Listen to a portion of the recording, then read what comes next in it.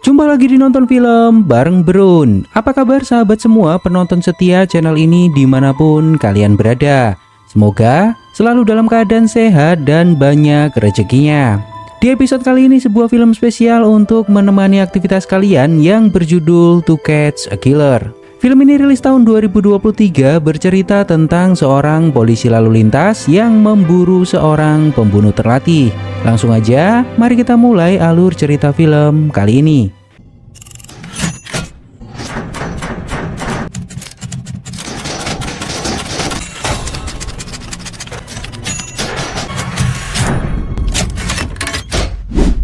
Film berlatar di awal tahun 2024. Di sebuah tempat, sekelompok orang sedang merayakan pesta tahun baru. Seseorang ditembak dari jarak jauh dan tidak diketahui dari mana asalnya. Di sebuah lift juga terjadi hal yang sama. Perempuan ini bernama Eleanor, seorang polisi yang bertugas di wilayah ini.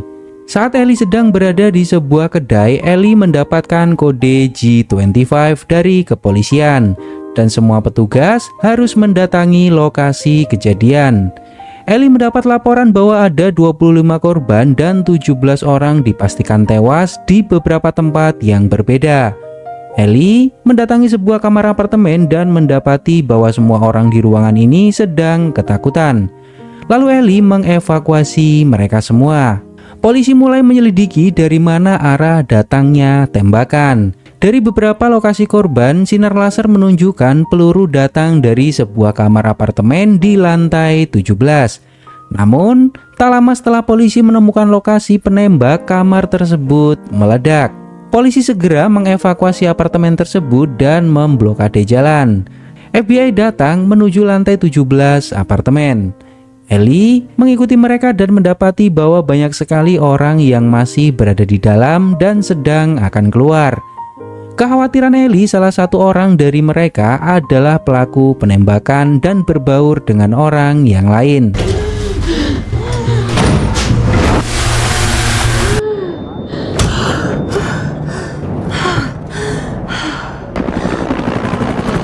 Pria ini adalah Mark, pemimpin FBI. Mendapat informasi bahwa pemilik kamar ini adalah orang Norwegia.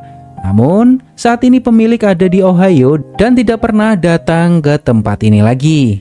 Mark meminta Ellie untuk meninggalkan tempat ini karena Ellie tidak memiliki pekerjaan di sini dan biarkan FBI yang bekerja. Mark mengumpulkan semua kru kepolisian. Para keluarga korban ingin pelaku pembunuhan massal ini segera tertangkap dan diadili. Dan jumlah korban total ada 29 orang. Dan tembakannya tepat sasaran. Pelaku adalah orang yang sangat berpengalaman. FBI sama sekali tidak menemukan sidik jari. Dan pelaku benar-benar menghilang tanpa jejak. They would rush to claim here this man called except the range. We're gonna have to keep our minds. Ellie berbicara dengan temannya dan mengatakan pelaku seperti sedang menepuk nyamuk. Dan Mark mendengar hal ini. Mark tertarik dengan perumpamaan Ellie dan bertanya apa maksud Ellie. Lalu Ellie menjelaskan bahwa menurut Ellie pelaku tidak mencari kegelapan untuk melakukan aksinya. Namun pelaku menikmati melakukan aksinya. Dan Ellie yakin pelaku akan melakukannya lagi. Mark sangat suka dengan pandangan Ellie. Ellie pulang ke rumah untuk beristirahat. Beberapa waktu kemudian, Ellie mendapatkan telepon dari kantor. Mark meminta Ellie menemuinya jam 6 pagi di sebuah kedai. Ellie bergegas menuju sebuah kedai, di mana Mark sedang berbincang dengan temannya membahas kasus pembunuhan massal yang baru saja terjadi.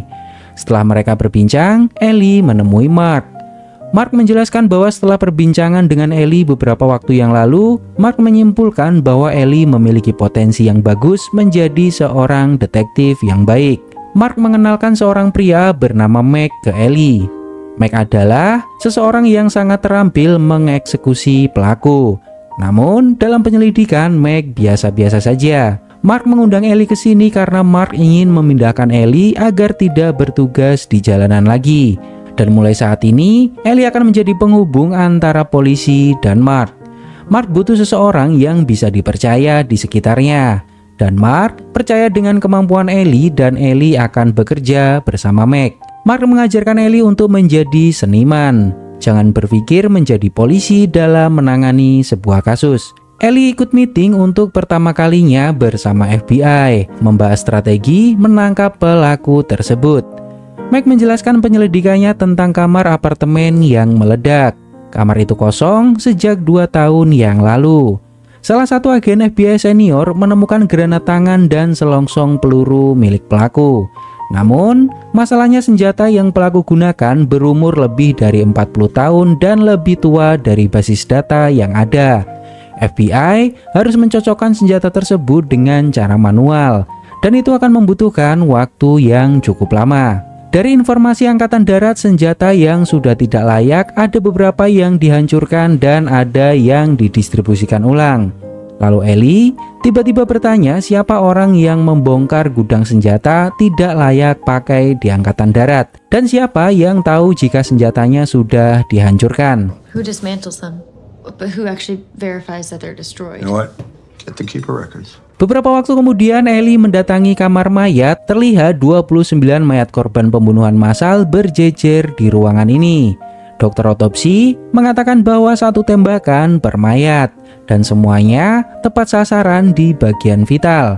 Mark bertanya pendapat Ellie dan Meg. Apakah pelakunya seorang pria? Dan apakah pelakunya merencanakan hal ini atau spontan? Ellie menegaskan bahwa pelaku melakukan hal ini secara spontan.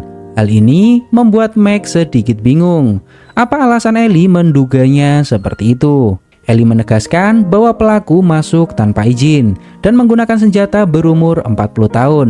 Korbannya juga secara acak. Perempuan dan laki-laki berbeda-beda umur tanpa keterkaitan satu sama lain. Tidak ada pola yang digunakan pelaku di dalam kasus ini. Tiba-tiba seorang petugas memberitahu Mark bahwa petugas menangkap pelaku. Mark mendatangi TKP dan FBI sedang mengepung sebuah apartemen. Seorang teman bernama Frank bekerja atas kemauannya sendiri, tidak menunggu perintah Mark. Frank hanya ingin bertindak lebih cepat. Frank menjelaskan bahwa anak itu mengunci dirinya di kamar dan mengancam akan membunuh siapapun. Lalu Mark melihat kamera CCTV FBI. Frank meminta anggotanya menggerebek pria tersebut. Mark bertanya apakah FBI sudah mengkonfirmasi senjata milik pria tersebut. Namun Frank tidak begitu mempedulikannya. Frank hanya mengacu pada ancaman yang pria tersebut ucapkan. FBI menyergap pria tersebut di kamar. Namun FBI tidak menemukan senjata apapun di kamar itu. He's going for the fucking window! Get like that! Mark bertanya ke Frank di mana senjata pria tersebut. Frank menangkap orang yang salah dan malah membuatnya terbunuh. Meg mendapat 3 orang pelukis yang bekerja di apartemen dan bisa dimintai keterangan dari mereka. Rodney Lang, Abraham, dan Dimitri. Lalu Mark menginterogasi mereka satu persatu. You got proof? A million selfies. What am I doing? Am I a suspect? Verify with phone company? Sir, I did not kill those people. Why did you stop working at No, Deluxe? I did the bedrooms, I'm sure. Ellie mengamati foto-foto bekas kejadian dan CCTV saat kejadian. Lalu, seseorang mengantar laporan laboratorium ke Ellie. Saat pulang, Mark mengundang Ellie untuk datang ke rumahnya makan malam. Mark akan mengenalkan Ellie ke istrinya. Ellie bertanya kenapa Mark banyak mengambil kasus dan banyak ditekan dari banyak pihak. Mark menjelaskan bahwa Mark dikelilingi oleh orang-orang iri dan dengki. Jesse dan Frank adalah salah satunya. Mereka tidak bisa memecat Mark, namun mereka mengendalikan atasan Mark. Dan sedari dulu, Mark tidak suka cara mereka bekerja. Lalu Ellie memberitahu Mark bahwa Ellie merasa ada yang aneh dengan Rodney Lang saat diinterogasi oleh Mark beberapa waktu yang lalu. Jam tangan, sepatu, dan membawa bayi dalam sebuah panggilan polisi. Itu merupakan hal yang tidak wajar. Namun Mark menjelaskan bahwa alibi Rodney sangat kuat dan bukan dia pelakunya. Saat sampai di rumah Mark, ternyata Mark tinggal dengan seorang pria bernama Kevin dan mereka adalah pasangan sesama jenis. Setelah makan malam, Mark bertanya ke Ellie kenapa Ellie berbohong ke Mark tentang laporan masa lalu Ellie. 8 tahun lalu, Ellie pernah ditolak oleh biro, namun Ellie tidak mencantumkannya di laporan. Ellie berpikir bisa membuktikan diri sebelum Ellie ketahuan. Mark mendapati dari hasil tes psikologi yang dijalani Ellie, ada sebuah tragedi di mana itu mengacaukan kehidupan Ellie saat Ellie berusia 12 tahun. Lalu Mark bertanya apa yang membawa Ellie menjadi petugas kepolisian. Mark tahu bahwa ada sesuatu yang menyakitkan disembunyikan oleh Ellie tentang kehidupan Ellie di masa lalu yang tidak ingin orang lain tahu. Kurt Cobain. What led you to law enforcement? From myself. That enough for you? I need you to use it as fuel now. Di sebuah kamar mandi mall, seorang pria mencuci tubuhnya di wastafel dan terlihat mencuri beberapa pakaian. Seseorang melihatnya dan melaporkannya ke petugas kebersihan. Saat petugas menghampiri toilet, orang tersebut sudah tidak ada di tempat. Lalu, pria itu terlihat mengambil makanan sisa dari meja, dan dia hanya mengambil sayuran dari tempat itu. Lalu petugas menghentikan pria tersebut. Petugas ingin memeriksa tas pria itu, namun pria itu menolaknya dan mengatakan bahwa dirinya hanya ingin pulang. Open the bag. Open the bag. Fuck. Lalu scene berpindah di sebuah toko senjata. Ellie bertanya ke pemilik toko tentang selongsong peluru. Pemilik toko mengatakan bahwa peluru ini hanya ada di departemen pertahanan. Lalu Ellie bertanya kenapa pemilik toko lebih suka menjual belikan senjata antik, padahal ada yang lebih baru. Pria ini menjelaskan bahwa senjata antik lebih simpel dan kadang-kadang lebih akurat dari senjata baru, mudah digunakan, dibersihkan, dan amunisinya juga standar. Ellie mengetahui bahwa pemilik toko pernah melakukan penjualan ilegal, dan saat ini Ellie meminta salinan daftar pelanggan toko. Lalu Ellie mendapat panggilan untuk segera datang ke sebuah tempat. Ellie mendatangi sebuah mall dan melihat banyak sekali korban dari insiden yang terjadi. Ellie mendatangi Mark dan Meg yang sedang melihat rekaman CCTV. Dari rekaman tersebut, mereka tidak mendapatkan wajah pelaku karena pelaku menggunakan jaket dan menutup kepalanya. Namun, mereka menemukan baju pelaku yang dibuang di tong sampah toilet. Mark meminta baju itu dibawa untuk diselidiki. Ellie menyadari bahwa laki-laki itu datang ke mall ini bukan untuk membunuh. Dia datang ke sini hanya untuk makan dan mencuri pakaian. Ellie juga menyadari bahwa makanan yang dipilih pria itu hanyalah sayuran sisa, dan itu bisa mempersempit penyelidikan bahwa pelaku adalah seorang vegan. Pelaku juga memiliki keahlian menembak yang sangat luar biasa, karena semua tembakannya tidak ada yang meleset. Tidak memiliki rasa takut dan melawan semua polisi yang mendekatinya. Not the army. Bahkan, pria itu sempat merakit bom di dalam mall dan membunuh semua polisi yang mengejarnya. Meg memberitahu bahwa tong sampah sudah diambil oleh petugas kebersihan. Lalu Meg dan Ellie pergi ke tempat pembuangan akhir sampah. Petugas memberitahu bahwa semuanya sudah tercampur. Mustahil mencari barang yang sudah tercampur di pembuangan akhir. Namun Meg dan Ellie benar-benar mencarinya di tumpukan sampah tersebut. Di kantor, Mark mendapat teguran dari teman-temannya karena sampai saat ini Mark belum juga menemukan pelakunya.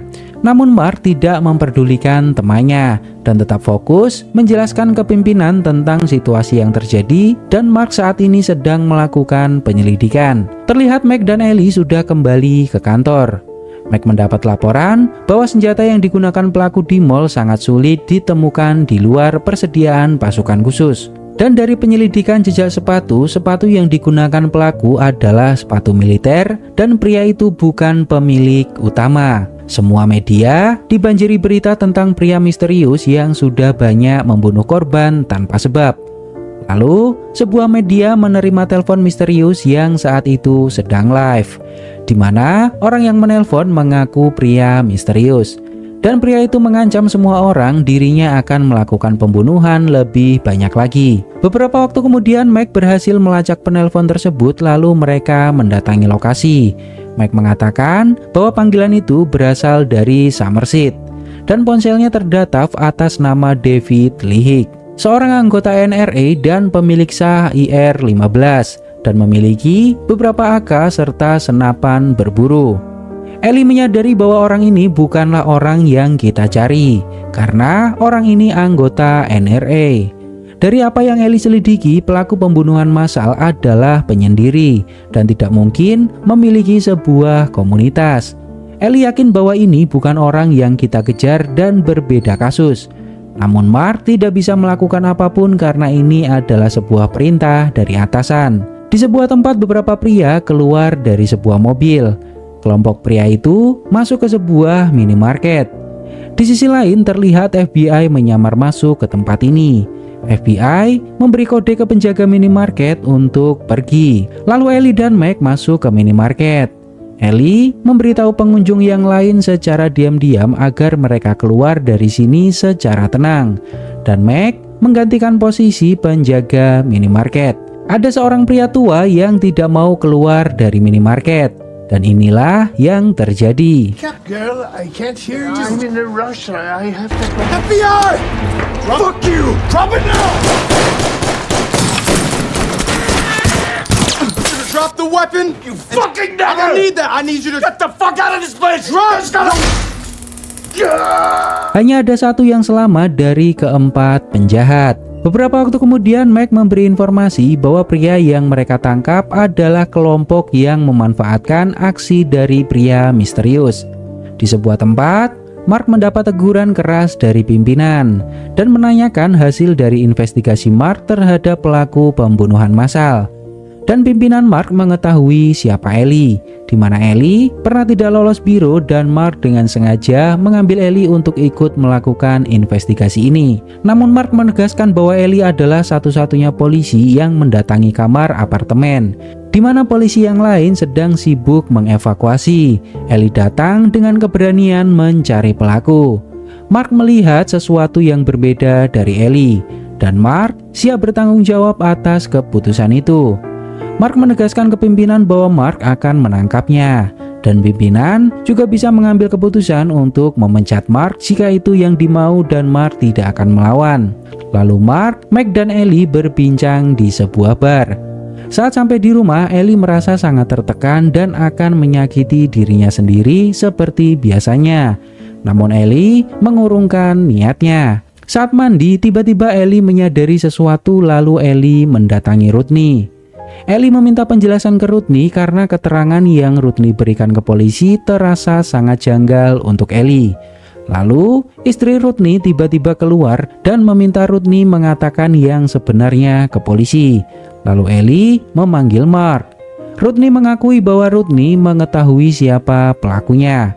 Rodney menjelaskan bahwa Rodney dan beberapa orang bekerja mempermainkan sistem, mengambil pekerjaan lebih banyak dari apa yang bisa ditangani, memanggil orang lain dari berbagai negara untuk melakukan sebuah pekerjaan, dan semuanya mendapatkan bagian secara adil.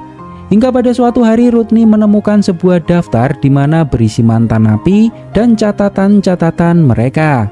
Mereka semua bekerja tanpa bayaran. Dan Rodney selalu membawakan makan siang untuk mereka. Rodney melihat ada satu orang yang sangat berbeda dari orang-orang tersebut. Tidak pernah makan daging dan susu. Rodney pernah bertanya kenapa tidak makan daging. Pria itu menjelaskan bahwa dulu dia pernah bekerja di sebuah rumah jagal di bagian selatan. Dan setelah itu, dia tidak pernah makan daging lagi. Rodney hanya mengenal sebutannya adalah Dean.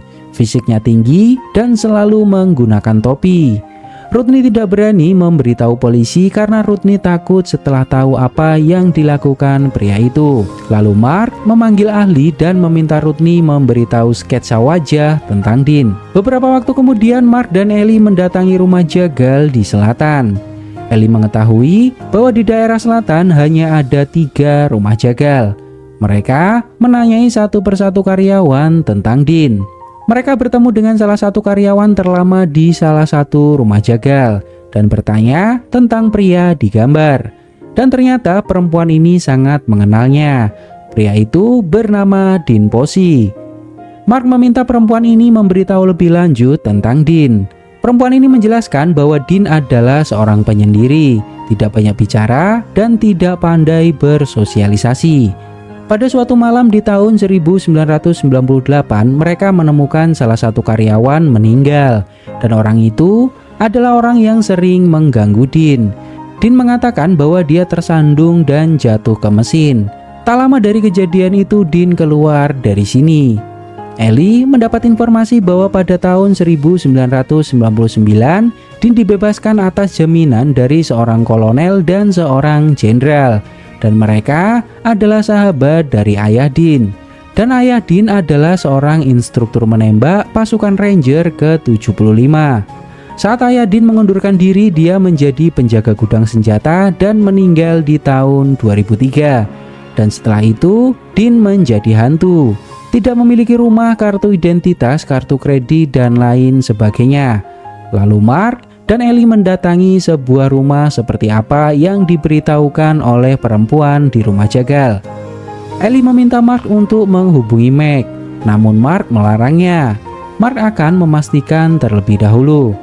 Tak lama, seorang wanita tua menghampiri mereka, dan ternyata wanita ini adalah ibu dari Dean.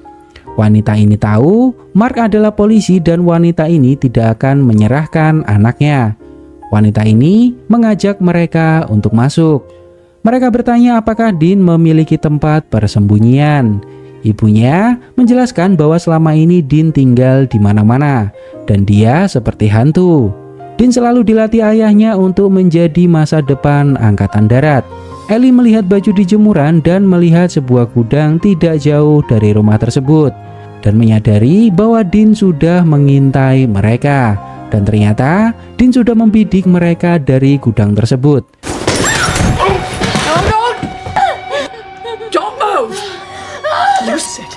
Ibunya bertanya bagaimana Ellie akan membantu Dean agar tetap hidup. Lalu Ellie meminta ibu Dean mengambil ponsel dan pistol Ellie. Dan wanita itu membawa ke gudang belakang lalu memberitahu Dean untuk keluar dan percaya ke wanita itu. Dia akan membantu Dean. Namun Dean tidak menjawab ucapan ibunya. You must surrender, son. If you won't, go with them. Come with me. Lalu Dean keluar dan menemui Ellie. Pria ini adalah Dean. Ellie mencoba menjelaskan bahwa Ellie datang ke sini untuk memahami apa motif Dean. Namun Dean tidak percaya omong kosong polisi. Ellie bertanya apa motif sebenarnya Dean melakukan semua pembunuhan itu. Dean menegaskan bahwa Dean tidak suka kebisingan. Di perayaan tahun baru semua orang membuat Dean muak dengan suara petasan. Mereka tidak peduli dengan sekitar dan berpesta semaunya. Setiap tahun melakukan hal yang sama, berteriak, menyalakan kembang api seperti orang-orang bodoh. Dean mengatakan bahwa Dean tidak mungkin bisa menemukan kedamaian, namun Dean dapat memberikan pembalasan. Ellie sangat yakin bukan pembalasan yang dibutuhkan Dean, namun Dean membutuhkan kasih sayang. Dean mengatakan semua itu sudah terlambat untuk Dean saat ini. Dean tidak akan membunuh Ellie, namun Dean punya satu permintaan. Dean akan berbaring di samping ibunya seperti saat Dean masih kecil, dan Ellie harus menunggu Dean tertidur. Saat Dean tertidur, Ellie harus menembak Dean. Dean tidak mau mayatnya ada di semua berita. Dan setelah itu Ellie harus membakar mayat Dean lalu melaporkannya ke polisi. Itulah kesepakatan yang akan Ellie ambil. Jika Ellie menolak, maka Dean akan membunuh Ellie dan menghilang seperti biasanya. Ellie sepakat dengan hal itu. Namun tiba-tiba sebuah mobil polisi mendatangi rumah ini dan membuat Dean sangat marah karena merasa Ellie membohongi Dean. Dean masuk ke gudang mengambil beberapa senjata dan menyekap Ellie di ruangan ini. Ellie menjelaskan bahwa Ellie tidak menelpon polisi. Polisi yang datang pasti mendengar suara tembakan ibunya. Listen to me! Shots fired! Dan tak lama, beberapa mobil polisi mengepung rumah tersebut. Dean merakit sebuah bom untuk membunuh mereka semua. Mr. Posse! You said it over them. You know I'll do what's best for you. Put that down. Gudang bagian atas meledak dan Ellie menggigit Dean di bagian lehernya. Dean akan menembak Ellie, namun Dean sudah sangat lelah dengan semua ini dan membiarkan Ellie untuk tetap hidup. Ellie keluar dan bertemu dengan Meg. Ellie menegaskan bahwa Dean pergi ke suatu tempat. Lalu semua unit mencari keberadaan Dean.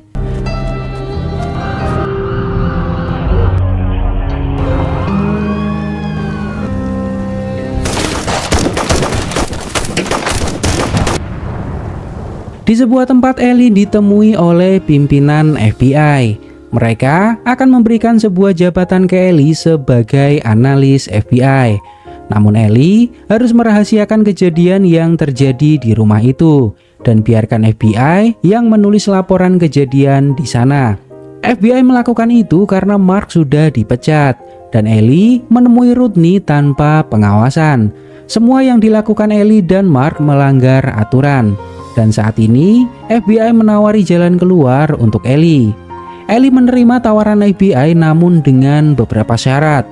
Ellie meminta sebuah penghargaan anumerta untuk Mark dan memindahkan semua uang pensiun Mark atas nama Gavin. Ellie juga tidak mau menjadi analis FBI. Ellie minta dijadikan agen khusus FBI di lapangan. Good work, Falco. Thank you, sir.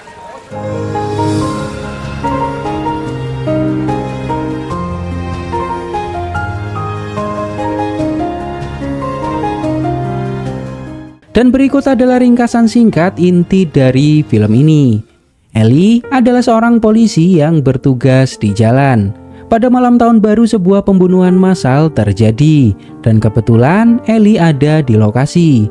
Ellie bertemu dengan salah satu pimpinan FBI bernama Mark, di mana Mark tertarik dengan Ellie karena menganggap Ellie polisi yang sangat berbakat. Lalu Mark mengambil Ellie agar ikut bertugas bersama Mark melakukan investigasi.